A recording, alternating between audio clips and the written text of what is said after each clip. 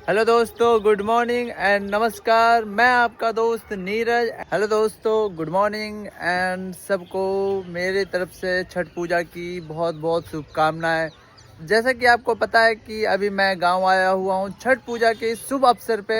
And ये blog हमारा पूरा छठ पूजा का होने वाला है। देन मैं आपको सारी चीज़ें शो करूंगा कि कैसे कैसे चीज़ें होती है छठ पूजा में, क्या क्या चीज़ें फॉलो करते हैं एंड ऑल। जैसे कि हमारा डे सेकंड है आज, क्योंकि मैं डे फर्स्ट का शूट नहीं कर पाया था क्योंकि मेरे पैरों में चोट लग गया था और मैं चल नहीं पा रहा था, इस कारण डे फर्स्ट शूट नहीं हो पाया। एंड डे सेकंड से आपको दिखाता हूँ। आज डे सेकंड है। डे सेकंड को खरना के नाम से जाना जाता है। सो चलते हैं। अभी फ़िलहाल मुझे नहाना है एंड उसके बाद देखते हैं। और अभी जैसे कि सुबह का 7 बज रहा है। इस समय तो नोएडा में उठता भी नहीं था। सब चीज़ें तैयारी हो रही है, मम्मी भाभी लोग सारी तैयारी कर रही है, दीदी लोग हैं। सो पूरा मेहनत चल रहा है एंड आपको मैं दिखाता हूँ कि कैसा क्या चीज़ें होती है। ओके, मिलते हैं।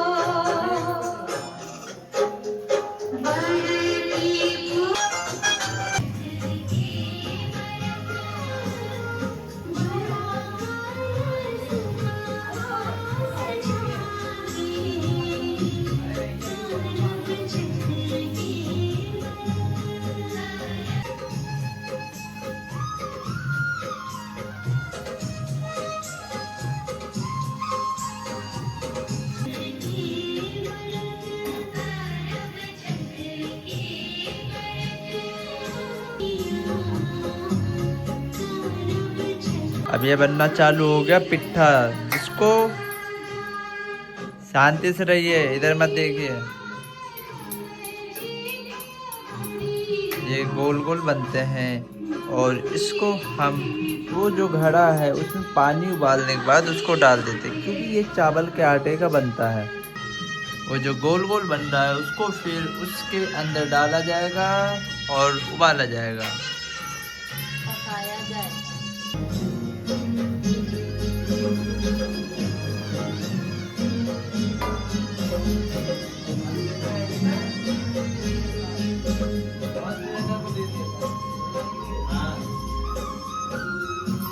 अभी तैयार होने में थोड़ा सा टाइम लगेगा, प्लीज इंतजार करें। ये दोस्तों नहा के आ चुका है।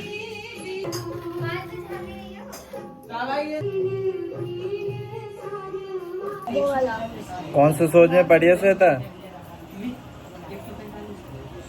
तुमने दिमाग मेरे सामने कम चलाया। तो अब कढ़ाई चढ़ गया है दोस्तों। अब बनेगा पूरी। ये देखो लोई बना पड़ा है। दोस्तों देख सकते हैं कि पूरी बनना चालू हो गया। और उसमें क्या घी डलेगा, तेल डलेगा? अभी बोला के बाद रोटी हो जाएगा उसके बाद। अच्छा, डायरेक्ट ये जो रोटी बनता है बिना तेल और घी के बनता है, सीधा कढ़ाई में। अच्छा, और बड़ा पूरी बन रहा है। ये देखो गाइस, पहला पूरी बनने वाला है बिना तेल और घी के, बिना किसी चकले बेलन का यूज करे हुए। तो उसके बाद यही प्रोसीजर हर साल मनाया जाता है। ये तवे में नहीं बनता नानी? ना बनना है लइका के लिए में लइके। तो वो तवा भी कासे का चाहिए होगा? तवा कासे का चाहिए होगा? नया लोहा के। पैसे तो निकलवाओ हम पहले।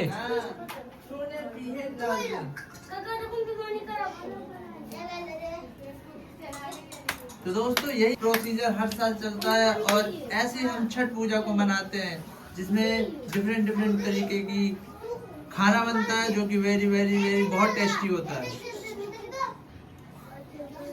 आप देख सकते हैं बिना तेल के और बिना घी के बन रहा है। इस तरीके से आपने कभी देखा नहीं होगा पूरी बनते हुए। घी लगेगा। इसलिए छठ पूजा एक यूनिक फेस्टिवल है। ये हमारा फर्स्ट पूड़ी बन गया, कितना प्यारा लग रहा है। देखो दोस्तों कैसे घी लगता है, हाथ से लगाया जाता है, किसी चीज का यूज नहीं करते क्योंकि वो अशुभ हो जाता है, इस कारण मतलब शुद्ध नहीं रहता है। अब ये शुद्ध माना जाता है हाथ से लगाने के लिए, इसलिए क्योंकि बिना नहाए धोए कुछ नहीं होता है। इसलिए मेरे को भी अभी इस बाउंड्री के अंदर घुसने का इजाजत नहीं है, इसलिए दूर से वीडियो बना रहा हूँ मैं। दोस्तों पूड़ी बन चुका है और चावल चढ़ने के लिए तैयार है, और चावल ये रहा, और अभी ये चावल धुला जाएगा। देखो भाभी लेके आ चुकी है पानी चावल को धोने के लिए। तो विष्णु भगवान खुद ही प्रकट हो गए हैं अब यहाँ पे पूजा में। गाइस जो अब धुलाई होना चालू हो गया चावल का, और उसमें पानी गर्म हो रहा है ये। और चूल्हे पे बनाने का इसलिए रहता है ताकि सब चीज़ शुद्ध रहे, इसलिए आप जब से देख रहे होंगे हर एक चीज़ चूल्हे पे बना। वो देखिए दाल भी बन चुका है, सॉरी गाइस मैं आपको दाल दिखा नहीं पाया।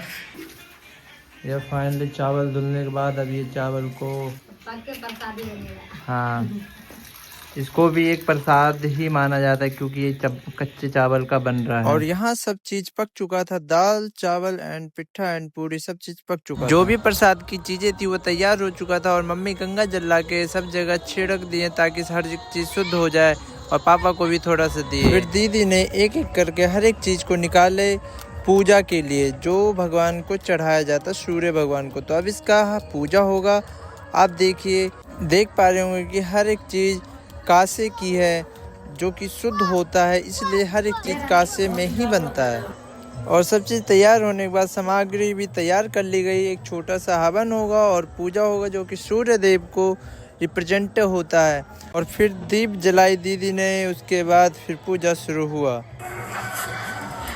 हवन भी हो चुका था, सारी पूजाएं खत्म हो चुकी थी। अब यहाँ पे भगवान सूर्य को यहाँ पे खाना चढ़ाते हैं, उसके बाद खाना खाते हैं, और इसी समय से उपवास पे रहते हैं। और यही खाना खाने के बाद पूरे 36 घंटे तक उपवास पर ही रहते हैं। और जो व्रती होते हैं खाना खाने के बाद जब उठते हैं तो एक एक करके लोग उनके सामने माथा टेकते हैं और विशेष मांगते हैं कि जो भी उनकी विशेष हो वो उनकी पूरी हो जाए। और एक एक करके ऐसे प्रोसीजर चलता रहता है। जो व्रती होता है उनके पैर छुआ जाता है, उनसे आशीर्वाद लिया जाता है। अब ये प्रोसेस सिंदूर लगाने का चालू होता है सारी पूजा होने के बाद, ताकि सारी जितनी भी मैरिड वुमेन होती हैं सबको सिंदूर लगाया जाता है, पूरा नाक से लेकर सिर तक। सिंदूर लगाने का प्रोसेस खत्म होता है, उसके बाद हम करते हैं खान पान, जिसके अंदर जो भी प्रसाद बना होता है वो सारी चीज़ें हम खिलाते हैं, गांव वालों को बुलाते हैं एक एक करके।